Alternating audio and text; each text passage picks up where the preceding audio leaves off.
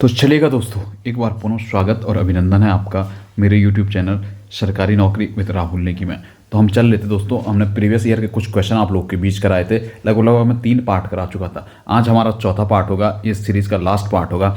ठीक है, उम्मीद करता हूँ आप लोग को अच्छा लगा होगा। जो भी लोग नए हैं तो आप थोड़ा पुराना प्लेलिस्ट में जाके देखेगा, वहाँ पे मैंने अलग अलग सीरीज़ बनाए हैं। अब मैं सोच रहा कि दिन में कभी कभी हिंदी, उत्तराखंड और जीएस कि एक एक वीडियो लगातार आप लोग के बीच लेकर आऊँगा। तो उम्मीद रहेगी जितना भी टाइम मिल पाए मेरे को, जितना भी हो पाए, मैं आपको तुरंत वीडियो उपलब्ध करा दूंगा। साथ साथ अब थोड़ा आजकल करंट पे काम चल रहा है, तो जल्दी आप लोगों के बीच करंट की वीडियो आने वाली है। उम्मीद है जो भी दूर दराज का बच्चा मेरे साथ जुड़ा होगा, एक बार चैनल को लाइक, शेयर और सब्सक्राइब जरूर कर दें। तो चलिए इस सीरीज़ का भी हम श्री गणेश करता हूँ। और पहला क्वेश्चन आप लोग की स्क्रीन के सामने है। पहला क्वेश्चन हम पे क्या कहता है, तो देखना, भारत ने सतीश धवन अंतरिक्ष केंद्र श्रीहरिकोटा से किस तिथि को अपने अंतरिक्षयान अपने चंद्रयान 2 का अंतरिक्ष में प्रक्षेपण किया था? तो भारत ने जो किया था 22 जुलाई, भाई डेट याद करूंगा मैं, तो भारत ने कब प्रक्षेपण किया था इसका? 22 जुलाई 2019 को। ऑप्शन बी इसका एकदम बिल्कुल सटीक आंसर था। तो देखना 22 जुलाई 2019 को क्या हुआ था, हमारा चंद्रयान 2 गया था। अगर आता किसके थ्रू गया था, मतलब किस प्रक्षेपण यान रॉकेट कौन सा हमारा, तो हमारा रॉकेट कौन सा हमारा PSLV मार्क 3, सॉरी GSLV था, GSLV मार्क M3। ठीक है, GSLV मार्क 3 था। अभी आपने देखा एक चीज हमने और देखा था, EOS फेस्ट हमारा कब गया था, तो 2020 में गया था, 7 नवंबर 2020 को PSLV C49 के थ्रू ये गया था। इसके साथ साथ हमने देखा था कलाम सेट देखा था, 24 जनवरी को हमारा कौन सा गया था, कलाम सेट। कलाम सेट ज़्यादा चर्चाओं में क्यों आया, क्योंकि कलाम सेट देखना तो स्कूल के लड़कों द्वारा बनाया गया ये पहला उपग्रह था, जो कि भारत का सबसे हल्का उपग्रह था। इसे क्या इसरो ने मुफ्त में क्या लॉन्च किया था, तो इसी कारण ये थोड़ा चर्चाओं में उस टाइम ज़्यादा था। इस कारण पुलिस में सीधा सीधा डायरेक्ट यहाँ से ये आ गया था। बढ़िएगा अगले क्वेश्चन की ओर। अगला क्वेश्चन क्या कहता है, भारतीय संविधान का अनुच्छेद 249 किसके अधिकारों से संबंधित है? तो अनुच्छेद 249 जो संबंधित है वो किसके? राज्यसभा के अधिकारों से संबंधित है। तो 249 में मुख्य तो देखना बात क्या होगी, यदि राज्यसभा अपने उपस्थित और मत देने वाले सदस्यों का 2/3 की बात करूं मैं, तो सीधा सीधा हम क्या कहते हैं 2/3 2/3 जो होता है कि बहुमत से प्रस्ताव पारित करे कि राष्ट्रहित में यदि आवश्यक या हितकर हो तो संसद राज्य सूची के विषय में क्या बना सकती है, कानून। वैसे देखना तो राज्य सूची के विषय में जो कानून बनाने का अधिकार है वो किसे है? राज्यसभा को है। अगर राज्यसभा को लगा कि कोई हमारा राष्ट्रपति सर्वोपरि हमारा है या देश हित में कोई है, तो 249 के अंतर्गत किसे संसद के लिए इसे क्या कर सकती है, आरक्षित कर सकती है। ठीक है, बढ़िएगा अगले क्वेश्चन की ओर। अगला क्वेश्चन हम पे क्या कहता है, निम्नांकित में से कौन सा एक सरकार का अंग नहीं है? तो फटक से बताइएगा जल्दी जल्दी कौन सा हमारा सरकार का अंग नहीं है। ठीक है, व्यवस्थापिका ऑप्शन ए देखना, ऑप्शन बी देखना कार्यपालिका, ऑप्शन सी देखना न्यायपालिका और ऑप्शन डी देखना निर्वाचन आयोग। तो देखना जो हमारा सरकार का अंग नहीं है वो कौन सा नहीं है हमारा, तो निर्वाचन आयोग हमारा क्या सरकार का अंग नहीं है। ठीक है, बाकी व्यवस्थापिका और कार्यपालिका और न्यायपालिका। ठीक है, कार्यपालिका का स्वतंत्र न्यायपालिका से पृथक्करण किसमें किया गया, तो आर्टिकल 50 में इसका क्या मिलता है, हम पे पृथक्करण करेगा। अगर आएगा निर्वाचन आयोग की बात कहाँ पे की गई, आर्टिकल 324 में हमारा क्या निर्वाचन आयोग की बात की गई है। इसके साथ साथ 326 में हमने देखा था वयस्क मताधिकार के वोट देने की बात की गई, वहाँ पे 18 वर्ष क्या हमारे वोट देने की उम्र लिखी गई, कहाँ पे, तो आर्टिकल 326 में। बढ़िएगा अगले क्वेश्चन की ओर देखना। अगला क्वेश्चन क्या कहता है, निम्नलिखित में से कौन सा विषय संघ सूची में सम्मिलित नहीं है? तो देखना कानून एवं व्यवस्था, ऑप्शन बी पे देखना हमारा विदेशी मामले, ऑप्शन सी पे देखना तो क्या कहता है हम पे अंतर्राज्यीय व्यापार एवं वाणिज्य, ऑप्शन डी पे देखना हमारा तो रक्षा। देखना इन 4 ऑप्शनों में से जो हमारा सही एग्जैक्ट आंसर बैठेगा वो हमारा बैठना था कानून एवं व्यवस्था।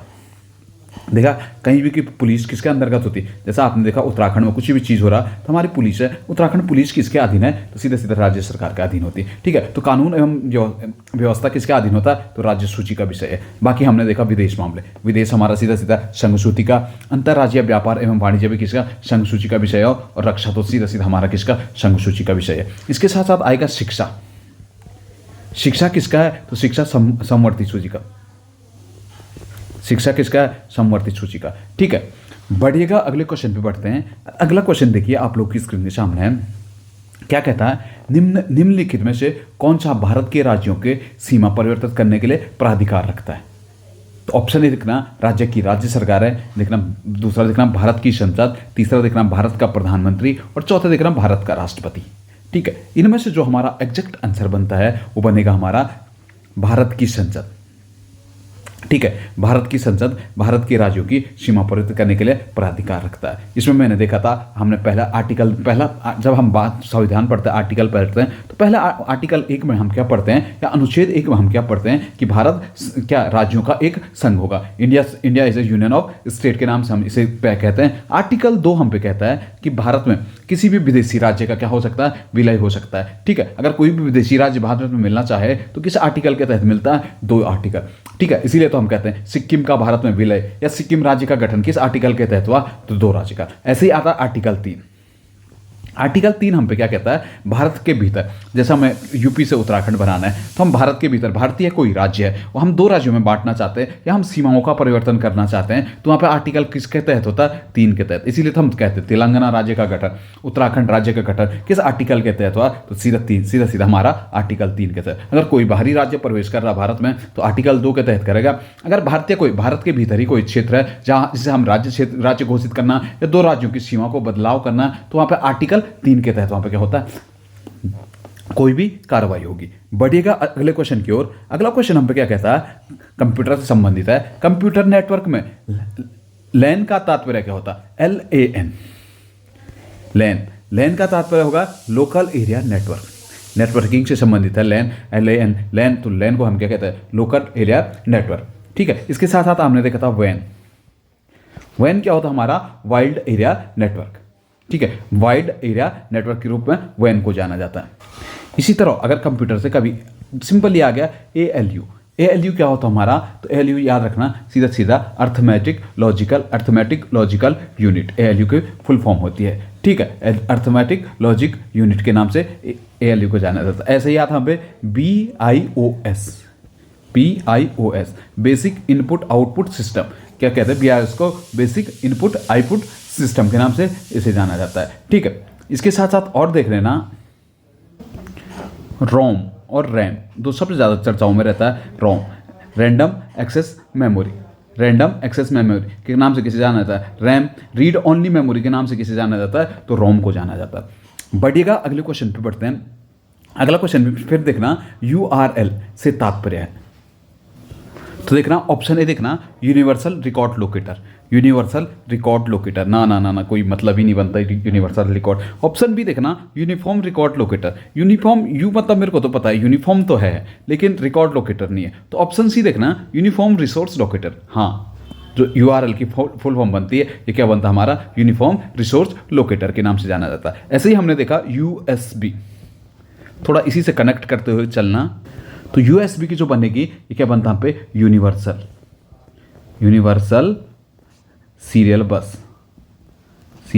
बस के नाम से USB को जाना जाता है। ठीक है, ऐसे आएगा UPS अनइरप्टेड पावर सप्लाई के नाम से किसे जाना जाता है, UPS को जाना जाता है। ठीक है, बढ़िएगा फिर फटक से अगले क्वेश्चन की ओर चलते हैं। और अगला क्वेश्चन हम पे क्या कहता है, किस अस्थायी भाग में, पहले देखना तो किस अस्थायी भाग में टैक्स रेट एवं अन्य डाटा को भंडारित कर बाद में किसी अन्य स्थान पर चिपकाते हैं, या तो मैं चिपकाते हैं या मैं इंग्लिश में सीधा कहते हैं पेस्ट करते हैं। ठीक है, या इंग्लिश में मैं कह दूंगा सीधा पेस्ट करते हैं। तो हमें बताना था कहाँ पे, हम कंप्यूटर के किस भाग में अस्थायी भाग होता है, तो कहाँ पे वो डाटा हम कॉपी करके रखते हैं, बाद में हम उसे पेस्ट कर देते हैं। जो जैसे आपको कोई मैसेज है, जैसे मेरे को कोई व्हाट्सएप पे कोई मैसेज आया, मैंने कॉपी कर दिया, मैं किसी को भेज रहा हूँ, तब तक वो मैसेज कहाँ पे स्टोर होता है, तो वो मैसेज जो स्टोर रहता है हमारा कहाँ पे, क्लिप बोर्ड पे स्टोर रहता है, बाद में हम पेस्ट करके किसी अन्य जगहों से क्या चिपका देते हैं। ठीक है, ऐसे ही रोम देखना, तो रोम क्या होती है हमारे, जो कंप्यूटर की परमानेंट मेमोरी होती है वो क्या होती है हमारी, रोम के नाम से जाना जाता है। वैसे रैम देखना, तो रैम क्या होती है हमारी, वर्टाइल, कंप्यूटर की जो वर्टाइल मेमोरी होती है उसे किस नाम से जाना जाता है, तो उसे रैम के नाम से जाना जाता है। ठीक है, बढ़ेगा अगले क्वेश्चन की ओर। अगला क्वेश्चन क्या कहता है, रैम में ऑपरेटिंग सिस्टम को लोड करना क्या कहलाता है। जो अगर आप कभी भी रैम में चला रहे हो और आप वहाँ पर ऑपरेटिंग सिस्टम को लोड कर रहे हैं तो उसे हम किस नाम से जानते हैं, बूटिंग के नाम से उसे जाना जाता है। अगर बफरिंग हो रहा है, मतलब कभी कभी क्या होता है कि आपका नेट नहीं चलता है, तो आप क्या करते हैं कि वहाँ पे हमारा क्या नहीं हो रहा, बफरिंग हो रहा है, मतलब नेट नहीं चल रहा। ठीक है, या ग्लिच आना, तो वो क्या होता है, हमारा बफरिंग होता है। ठीक है, बढ़िएगा अगले क्वेश्चन की ओर। अगला क्वेश्चन हम पे थोड़ा उत्तराखंड से संबंधित है। क्वेश्चन क्या कहता है, उत्तराखंड में निचली पहाड़ियों से ऊपर की ओर पर्वतारोहण में संभवतः निम्न वृक्ष दिखाएंगे। अगर मैं बात करूं, मैं देहरादून से जा रहा हूं और मेरे को कहाँ जाना है, नंदा देवी पर्वत तक जाना है, तो मुझे किस किस प्रकार के वृक्ष दिखाई देंगे, इस चोटी के क्रम में मुझे बताना था। तो देखिए ऑप्शन ए पे आ जाइए। पहला ऑप्शन है क्या कह रहा है, देवदार, चीड़, भोजपत्र और साल। ऑप्शन बी पे देखना, तो ऑप्शन बी हम पे क्या कहता है, चीड़, पाइन, साल, भोजपत्र, देवदार। ऑप्शन सी देखना, साल, भोजपत्र, चीड़ और देवदार। और ऑप्शन डी देखना, चीड़, साल, चीड़, देवदार और भोजपत्र। तो सही आंसर बता दूं मैं फटाफट से, जिन लोगों ने सही दिया, जिन लोगों ने भी ऑप्शन सी मारा ना, तो उनका बिल्कुल सही है। ऑप्शन सी वालों का बिल्कुल सही है। तो जो हमने देखा, देहरादून क्षेत्र में आप रह रहे हो, अगर देहरादून क्षेत्र में देखो तो हम खलंगा साइड देखें या डोईवाला से, ऋषिकेश से जब हम डोईवाला साइड आते हैं, डोईवाला और देहरादून के बीच देखा, तो वहाँ पर हमें किस चीज़ के वृक्ष मिलते हैं, तो सीधा सीधा हम पे सबसे पहला आएगा साल। ठीक है, साल के बाद सॉरी यहाँ पे सी नहीं, ऑप्शन डी हमारा बिल्कुल सही होना था। पहला हमारा साल आना था, फिर साल के बाद जैसे हम ऊपर की ओर पहाड़ियों में बढ़ते हैं तो हम पे क्या मिलता है, चीड़ मिलता है। उत्तराखंड में सर्वाधिक संख्या में जो वृक्ष पाया जाता है वो कौन सा है, चीड़। सबसे ज़्यादा वृक्ष पाया जाता है। कभी भी आ गया उत्तराखंड में कौन सा पौधा सबसे ज़्यादा पाया जाता है, तो हम पे सबसे ज़्यादा कौन सा पाया जाता है, इसकी वृक्ष संख्या सबसे ज़्यादा है तो चीड़ के बाद जस्ट हम ऊपर जाते हैं तो हम पे देवदार मिल जाते हैं, मतलब शंकुधारी वन हम पे मिल जाते हैं, किसके, देवदारों के। फिर देवदार से जस्ट ऊपर जाके जो भी हमारे हिमालय के तलहटियों पे, जो हिमालय के टॉप हिमालय पे पाया जाता है, वो कौन सा पाया जाता है हमारा, तो भोजपत्र पाया जाता है। तो ऑप्शन डी हमारा बिल्कुल सही आंसर बनना था। इसके साथ साथ हमने देखा था उत्तराखंड में एक वृक्ष और पाया जाता है, बुरांस। ठीक है, हाइट पे देखना तो मुख्यतः तो जो सबसे ज़्यादा हाइट पे पाया जाता है वो थोड़ा बहुत बुरांस भी होता है। 4,000 मीटर से ऊपर क्या हो जाता है, ये सफ़ेद बुरांस के नाम से जाना जाता है। ठीक है, क्वेश्चन नंबर अगला देखना। अगला क्वेश्चन हम पे क्या कहता है, राष्ट्रीय विज्ञान दिवस कब मनाया जाता है। तो राष्ट्रीय विज्ञान दिवस हमारा कब मनाया जाता है, 28 फरवरी को हमारा राष्ट्रीय विज्ञान दिवस मनाया जाता है। ठीक है, तो राष्ट्रीय विज्ञान दिवस 28 फरवरी को सीवी रमन जी के जन्म दिवस पे मनाया जाता है। अभी देखना तो 2022 में हमने जो राष्ट्रीय विज्ञान दिवस, पहले तो 2023 का आने वाला अभी फरवरी जस्ट नजीक है, फिर भी देखना 2022 का जो हमने राष्ट्रीय विज्ञान दिवस मनाया था, इसकी थीम क्या थी। तो इसका थीम क्या था हमारा, सतत विकास, सस्टेनेबल डेवलपमेंट, मतलब सतत विकास के लिए बुनियादी विज्ञान, सतत विकास के लिए बुनियादी विज्ञान, इसकी क्या थी, थीम थी। इसके साथ साथ हमने देखा एक आता हमारा गणित दिवस कब मनाया जाता है। तो देखना अभी हाल ही में मना है, कब मना है, 22 दिसंबर। कब मना है, 22 दिसंबर को। आपको पता होगा गणित, भारतीय में गणित कौन थे, तो रामानुजन थे की जयंती पे हम क्या मनाते हैं, mathematician day, national mathematician day कब मनाते हैं, तो सीधा सीधा याद रखना 22 दिसंबर को। 2012 से ये मनना शुरू हुआ था, अभी हाल ही में तो 22 दिसंबर को हमने ये मनाया। ठीक है, इसके साथ साथ देखना विश्व पर्यटन दिवस कब मनाते हैं हम, तो 27 सितंबर को हम क्या मनाते हैं, विश्व पर्यटन दिवस। ठीक है, इसके साथ साथ विश्व पर्यावरण दिवस देखना, तो विश्व पर्यावरण दिवस हम कब मनाते हैं, तो 5 जून को विश्व पर्यावरण दिवस मनाते हैं। इसी के साथ साथ 5 जून 2022 को हमने क्या किया, जीडीपी की तर्ज पे उत्तराखंड सरकार ने जीडीपी की तर्ज पे जीईपी, ग्रॉस इन्वायरमेंट प्रोडक्ट जारी करने वाला उत्तराखंड क्या था, पहला राज्य था। कब किया था, 5 जून 2022 को। बढ़िएगा अगले क्वेश्चन की ओर। अगला क्वेश्चन क्या कहता है, किसके शासनकाल में तुलसीदास ने रामचरितमानस की रचना की थी। आपको पता है तुलसीदास ने रामचरितमानस की रचना की है। मुख्यतः देखें तो रामचरितमानस हमारे किस भाषा में मिलता है, तो हमारा मिलता है अवधी भाषा में। तुलसीदास ने जो रामायण लिखी, रामचरितमानस के नाम से लिखी, अवधी भाषा में लिखा है। माना जाता कि 1574 से ये क्या कर देते हैं, रामायण लिखना शुरू कर देते हैं, रामचरितमानस लिखना शुरू कर देते हैं। अगर हम देखें तो 1574 के आसपास किसका कार्यकाल मिलता हम पे, तो हम पे मिलता अकबर का कार्यकाल। यहीं से हम लिंक जोड़ते हैं कि तुलसीदास किसके समकालीन रहे होंगे, तो अकबर के समकालीन। हमेशा क्वेश्चन कभी भी इस फॉर्मेट में आएगा तो हमारा हमेशा आंसर क्या होगा, अकबर के टाइम पीरियड पे होते या अकबर के शासन काल समय काल में कौन से तुलसीदास रहे थे। इसके साथ साथ तुलसीदास पर आपके क्या रखना, उत्तराखंड में जैसे हम यूके त्रिपसी या यूके पीएससी में जाते हैं तो तुलसीदास से संबंधित यही चीज़ें पूछी जाती है हम पे कि क्या पूछता है, या तो वो पूछ देगा रामचरितमानस किस भाषा में है, या वो दूसरा पूछ देता हम पे क्या, विनय पत्रिका किस भाषा में है, और वहाँ पे आंसर क्या रहता हमारा, ब्रज भाषा में। बाकी तुलसीदास से देखना तो इनकी विनय पत्रिका तो थी रचना, एक रामचरितमानस थी। इसके साथ साथ हमने देखा था कवितावली, कवितावली, गीतावली, गीतावली, श्री कृष्ण गीतावली, श्री कृष्ण गीतावली, ठीक है। इसके साथ साथ रामललन नच्चू, ठीक है। तो सारी की सारी रचनाएं किसकी थी? तुलसीदास की थी। बढ़िएगा अगले क्वेश्चन पे। अगला क्वेश्चन हम पे क्या कहता है? कांग्रेस की प्रथम भारतीय महिला अध्यक्ष। थोड़ा क्वेश्चन को अच्छे ढंग से पढ़ना। क्वेश्चन क्या कहता है? कांग्रेस की प्रथम भारतीय महिला अध्यक्ष कौन थी? तो सर्वप्रथम देखना, वैसे मुझे पता है सर्वप्रथम जो कांग्रेस की अध्यक्षता बनी थी 1917 में, कौन बनी थी? हमारी एनी बेसेंट थी। एनी बेसेंट क्या थी? कांग्रेस की प्रथम महिला अध्यक्षता थी। अगर कांग्रेस की पहली भारतीय महिला अध्यक्षता आएगा तो कौन थी? हमारी सरोजनी नायडू। कब बनी थी? तो 1925 में। देख रहे हो तो क्या होता कि 1925 में सम्मेलन कहाँ पे होता? तो कांग्रेस का जो सम्मेलन था ये कानपुर में था, ठीक है। कानपुर में पहली बार भारतीय महिला कौन बनी थी? सरोजनी नायडू। उससे पहले देखा था हमने पहली महिला कौन थी। अगर भारतीय नहीं पहुंचेगा, अरे यहाँ पे भारतीय मिस होता है, ऐसे भारतीय नहीं होता। अगर ये क्वेश्चन इस फॉर्मेट में होता कि कांग्रेस की प्रथम महिला अध्यक्ष कौन थी, अगर यहाँ पे भारतीय नहीं होता तो आपका आंसर हमेशा क्या होना था? एनी बेसेंट थी। एनी बेसेंट कब बनी थी? तो 1917 में। इसके साथ साथ अगर हम देखें तो इन सरोजनी नायडू को एक उपनाम मिलता है। नाम क्या मिलता है? Nightingale, Nightingale of India. Nightingale of India के नाम से भी किसे जाना जाता? सरोजनी नायडू को। एक बुक मिलती है ब्रोकिंग विंग, किसकी है? तो सरोजनी नायडू की है, ठीक है। इसके साथ साथ हमने देखा था विजय लक्ष्मी पंडित। विजय लक्ष्मी पंडित के बारे में देखना तो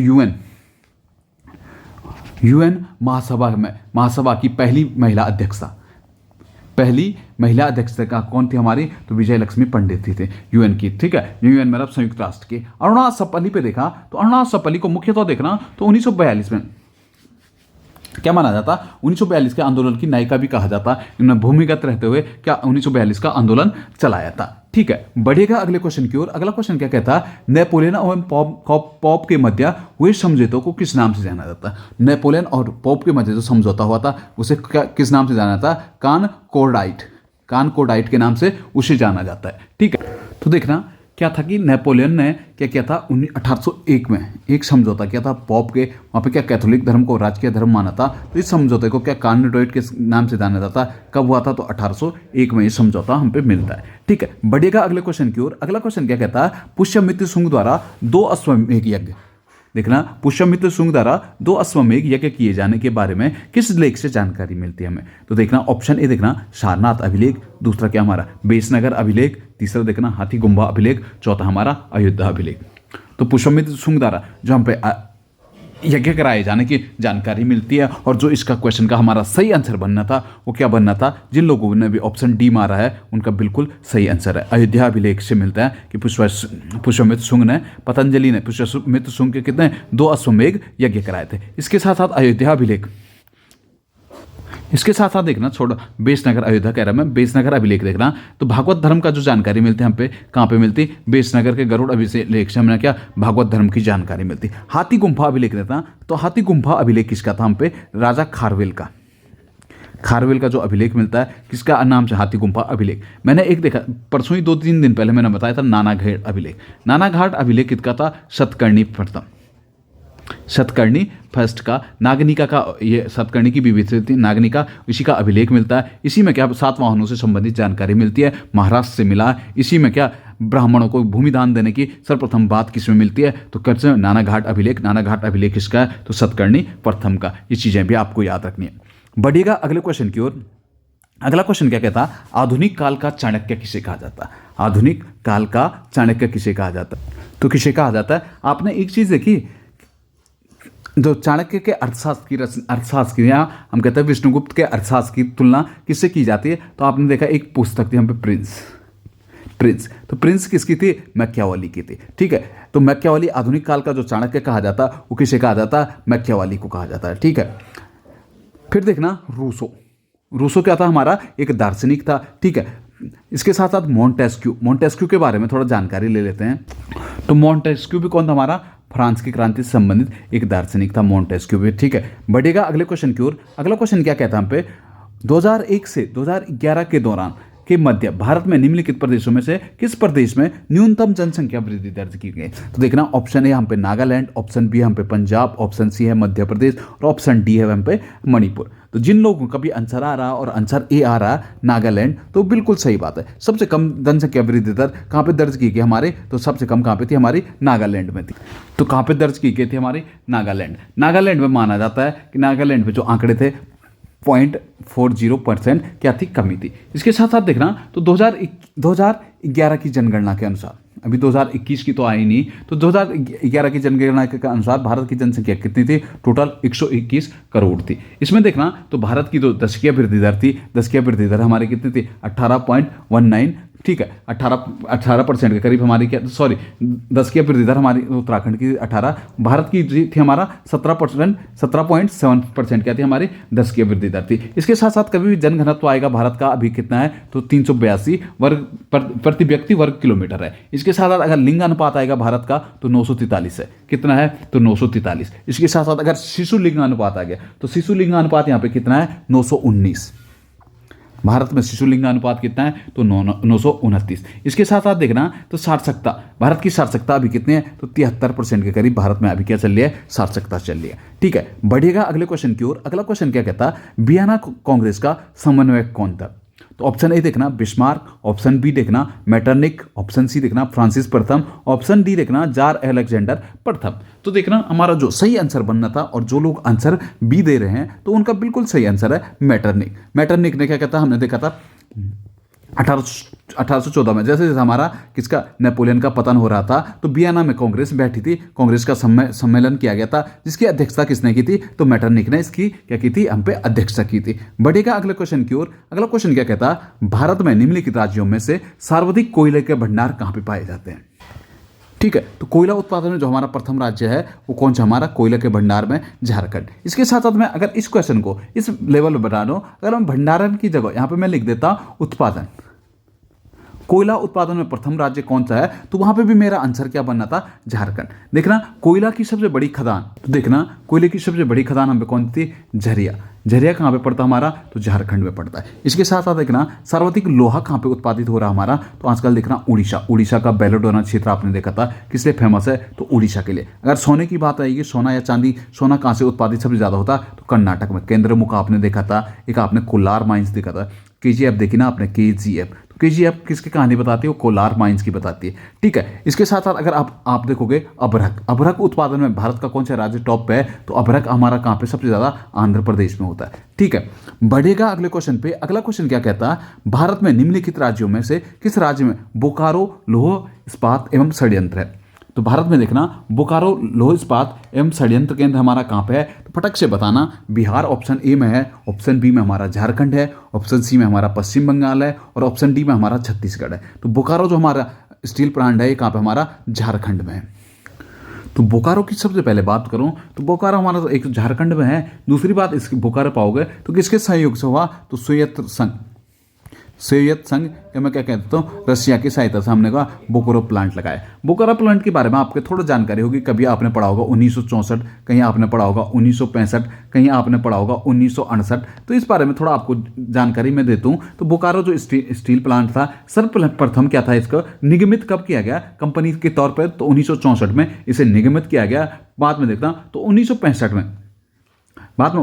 में क्या इसके क्या काम करना इसने शुरू किया दिया था। अगर बात करूं 1968 की, तो 1968 में यहाँ पे क्या होता है, इस कारखाने ने निर्माण कार्य प्रारंभ कर दिया था, मतलब उत्पादन शुरू हो गया था। 1965 से ये क्या होता है, अपना काम करना शुरू हो जाने, स्टैब्लिश होना शुरू हो जाती है। ठीक है, इसके साथ साथ हमने देखा था भिलाई, हमने देखा बोकारो हो गया, भिलाई हो गया, ठीक है, दुर्गापुर हो गया और राउरकेला।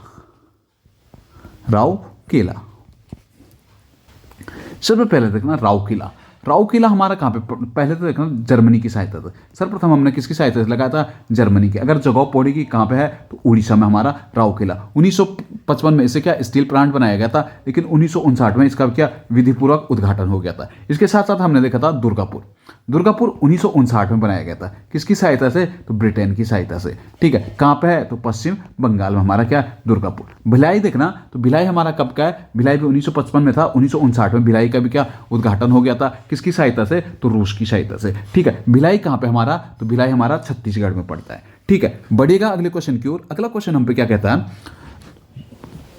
2011 की जनगणना के अनुसार भारत के निम्नलिखित राज्यों में से किन राज्यों में अनुसूचित जाति की संख्या सर्वाधिक है? तो भारत में जो सर्वाधिक अनुसूचित जाति अभी वर्तमान टाइम पे किस राज्य में निवास करती है, यह हमें बताना था। ठीक है, तो देखना सर्वाधिक जनसंख्या हमारी कहाँ पे है? उत्तर प्रदेश में। और उन्हीं में सर्वाधिक अनुसूचित जनसंख्या कहाँ पे हमारी? तो हमारी कहाँ पे? उत्तर प्रदेश में। सबसे ज़्यादा एससी लोग भी कहाँ पे रहते हैं? एस तो हमारा उत्तर प्रदेश में। अगर परसेंटेज में आएगा तो सर्वाधिक परसेंटेज में कहाँ पे? पंजाब पे। ऐसे ही आता हमारा, अगर हमारा एससी की जगह एसटी आती है, अनुसूचित जनजाति का सर्वाधिक परसेंटेज कहाँ पे है? तो हमारा सीधा सीधा आंसर क्या बनना था? हमारा मिजोरम में सर्वाधिक परसेंटेज हम पे आता है। ठीक है, बढ़िएगा अगले क्वेश्चन की ओर। अगला क्वेश्चन क्या कहता? क्रिप्स मिशन भारत आया था। तो क्रिप्स मिशन ऑप्शन ए देखना 10 मार्च 1943, दो ऑप्शन बी देखना 11 मार्च 1942, ऑप्शन सी देखना 20 अप्रैल 1942 और ऑप्शन डी देखना 20 मार्च 1942। अगर आप एग्जामिनेशन हॉल में हो, अगर आप वैसे आ नहीं रहा, अगर आप ऑप्शन हटाने में एक्सपर्ट हो ना, तो सीधे सीधा हटा सकते थे। क्रिप्स मिशन मेरे को पता है कब का था, 1942 जब भारत छोड़ो आंदोलन आया था, तो उस टाइम क्रिप्स मिशन भारत आया था। 10 मार्च तो हमारा डिलीट।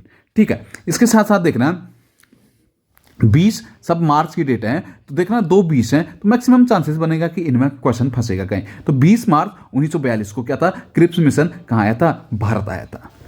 जो क्रिप्स मिशन का भारत आने का उद्देश्य था, इसमें क्या था कि द्वितीय विश्व युद्ध में ब्रिटिश युद्ध के लिए भारतीयों का सहयोग प्राप्त करने के लिए क्रिप्स मिशन भारत आया था। देखना, तो भारत में इसने क्या क्या किया था? देखना, भारतीयों के लिए इसने जो घोषणा की थी क्रिसमस के, या प्रस्ताव कह देता हूँ, इसके प्रस्ताव क्या कहते हैं भारत के लिए? तो इसके प्रस्ताव थे क्या था कि एक भारतीय प्रभुत्व स्थापित करना है। ठीक है, एक भारतीय प्रभुत्व स्थापित करना, इसके साथ साथ देश में एक नया संविधान बनाने के लिए। क्या संविधान सभा जो हमने बनाई थी वो किसके तहत बनाई थी हमने? तो क्रिप्स मिशन के तहत हमने क्या बनाई थी? संविधान सभा बनाई थी। इसके साथ साथ क्या कहता? जब तक नया संविधान लागू ना हो तब तक भारत की रक्षा किसके द्वारा की जाएगी? तो अंग्रेजों के द्वारा की जाती। ठीक है, और चौथा और लास्ट पॉइंट इसमें क्या था? सत्ता के हस्तांतरण और अल्पसंख्यकों के अधिकारों को संविधान सभा और ब्रिटिश सरकार के बीच बातचीत द्वारा संरक्षित किया जाएगा। ठीक है, इसके साथ साथ अगर यहाँ पे देखें तो भारत में उस टाइम कांग्रेस की सरकार थी। कांग्रेस की सरकार ने, कांग्रेस थी, भारतीय राष्ट्रीय कांग्रेस थी। कांग्रेस ने कहा, यहाँ पे कहाँ पे लिखा कि भारत को आजाद करेंगे, तो कांग्रेस ने क्रिप्स मिशन सीधा सीधा अस्वीकार कर दिया। कोई कांग्रेस के साथ साथ देखना हमने तो मुस्लिम लीग भी था। मुस्लिम लीग ने कहा यहाँ पे पाकिस्तान की मांग कहाँ है? तो उन्होंने कहा है ही नहीं, पृथक पाकिस्तान नहीं था, तो मुस्लिम लीग ने भी से क्या करता था? अस्वीकार कर दिया था। ठीक है, बढ़ेगा अगले क्वेश्चन की ओर। अगला क्वेश्चन क्या कहता है? निम्नलिखित देशों में से किस देश में तकला मकान मरुस्थल स्थित है? तकला मकान मरुस्थल हमारा किस देश में स्थित है? तो देखना, ऑप्शन ए दिख रहा चीन, option B Kazakhstan, option C Mongolia और ऑप्शन डी कजाकिस्तान। तो जो हमारा आना था तकला मकान हमारा कहाँ पे आना था? चीन में आना था। ठीक है, चीन के साथ साथ देखना हमारा जो ऑप्शन बी दिख रहा मंगोलिया। मंगोलिया में हमारा कौन सा मरुस्थल है? तो मंगोलिया में हमारा गोबी मरुस्थल कहाँ पे है? मंगोलिया में। अगर देखें कजाकिस्तान और कजाकिस्तान और तजाकिस्तान में भी एक आता काजिल कुम मरुस्थल कहाँ पे है? तो काजिल कुम मरुस्थल हमारा कहाँ पे आना था? तो हमारा कजाकिस्तान और तजाकिस्तान के मध्य। ठीक है, इसके साथ साथ कभी आता दस्त ए लूट मरुस्थल। दस्त ए लूट मरुस्थल हमारा कहाँ पे था? तो ईरान में हमारा दस्त ए लूट मरुस्थल है। ठीक है, कभी आता रब अल खाली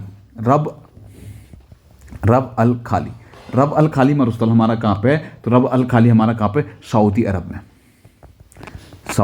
अरब में हमारा कौन सा है? रब अल खाली। ठीक है, इसके साथ साथ अगर सहारा मरुस्थल आता, सहारा सबसे बड़ा मरुस्थल है। सहारा मरुस्थल कहाँ पे? तो अफ्रीका में।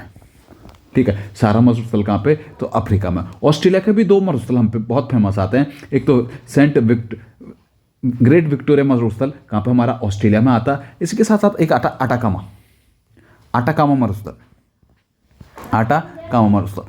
मरुस्थल हमारा कहाँ पे? चिली और पेरू में हमारा कौन सा है? आटाकामा मरुस्थल। बढ़ेगा अगले क्वेश्चन की ओर। अगला क्वेश्चन क्या कहता है? जेनेवा निम्नलिखित देशों में से किस देश का एक प्रसिद्ध प्रमुख बंदरगाह? थोड़ा फटक से बताइएगा, जितनी जल्दीबाजी में हो बताइएगा। ऑप्शन ए फ्रांस का, ऑप्शन बी देखना स्पेन का, ऑप्शन सी देखना ब्राजील का और ऑप्शन डी देखना इटली का।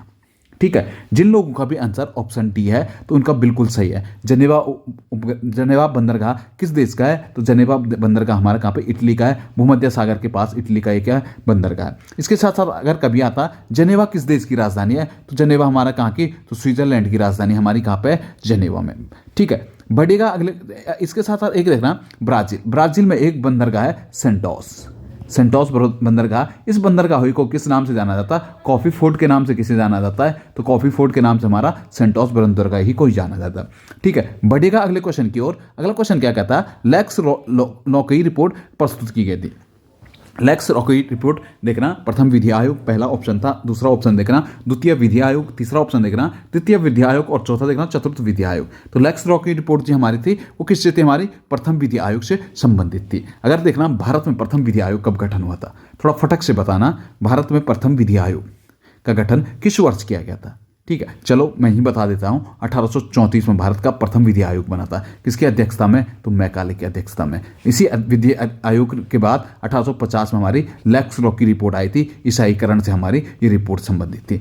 ठीक है, अगर आता कभी स्वतंत्र भारत का पहला विधि आयोग, तो ठीक है 1955 में बना था। ये कब बना था? 1955 में बना था। MC सीतलवाड़ की अध्यक्षता में ये बना था। हमने देखा था अभी हाल ही में भारत का नया विधि आयोग बन गया। इससे पहले हमने देखा था राजेश चौहान कुछ या रमेश चौहान जी के नाम से कुछ था, तो वो कौन था? हमारे विधि आयोग थे। अभी नए विधि आयोग आगे हैं, ऋतुराज अवस्थी हमारे क्या है? 22वें विधि आयोग कौन से हैं? तो हमारे ऋतुराज अवस्थी की अध्यक्षता में ये बना था। थोड़ा करंट अफेयर के हिसाब से हम पे ये इंपॉर्टेंट हो जाएगा। तो ये था दोस्तों हमारा आज का, और ये जो हमारा प्रैक्टिस, ये 100 नंबर का जो हमारा प्रीवियस ईयर का था, ये पेपर कराया था मैंने फ्राइडे को। कहाँ? सक्षम ये शिखर एकेडमी कानपुर में। तो हाईएस्ट टॉपर इसमें था 88 इन 4 सीरीजों में। उम्मीद करता हूँ कि आप लोगों ने भी अच्छा मारा होगा। जिन लोगों का अच्छा लगा, कंटेंट अच्छा लगा, तो एक बार लाइक का बटन जरूर दबा दीजिएगा। बाकी अपना देखना, अपना कमेंट छोड़ देना कि इसके बाद मुझे किस टाइप की सीरीज बनानी है। आप लोगों को क्या लगता है कि मेरे को करंट बनानी चाहिए, या हिंदी पे फोकस करना चाहिए, या मेरे को उत्तराखंड पे फोकस करना चाहिए, या मेरे को मिसलेनियस सीरीज या GS में, कहाँ पे आप लोगों के लिए फोकस ज़्यादा करना पड़ेगा? थोड़ा कमेंट में छोड़ेगा। तो धन्यवाद दोस्तों, उम्मीद रहेगी आप लोगों से जल्द मुलाकात होगी। तब तक के लिए बहुत बहुत धन्यवाद।